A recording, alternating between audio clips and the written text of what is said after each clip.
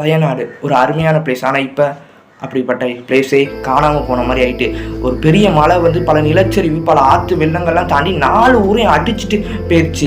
அது மட்டும் இல்லாமல் பல வீடியோஸ்லாம் பார்க்கும்போது நமக்கே ரொம்ப சோகமாக இருக்கும். ஒரு குடும்பத்தை சேர்ந்த 9-8 பேர் அப்படியே காணாமல் போயிட்டாங்க, இறந்து போயிட்டாங்க. ஒரு வீடியோவில் பார்த்தீங்கன்னா ஒரு சின்ன பையன் உட்காந்துருக்கான், அவங்கள சுற்றி ஒரு 3 சின்ன பையன் உட்காந்துருக்காங்க. இப்போ நான் சின்ன பையன் சொல்கிறாங்க அழுவாதடா அப்படின்னு. ஏன்னா அந்த பையனுக்கு பேரண்ட்ஸ் எல்லாமே இறந்துட்டாங்க, அவன் மட்டும் தான் இப்போ தனியாக இருக்கிறான். அவன் இனிமேல் என்ன பண்ணுவான்னு அவனுக்கே தெரியாது. சாதாரண ஒரு சின்ன பையன், இந்த நிலைமை எப்படி அவனுக்கு கடவுள் கொடுத்தாருன்னு தெரியல.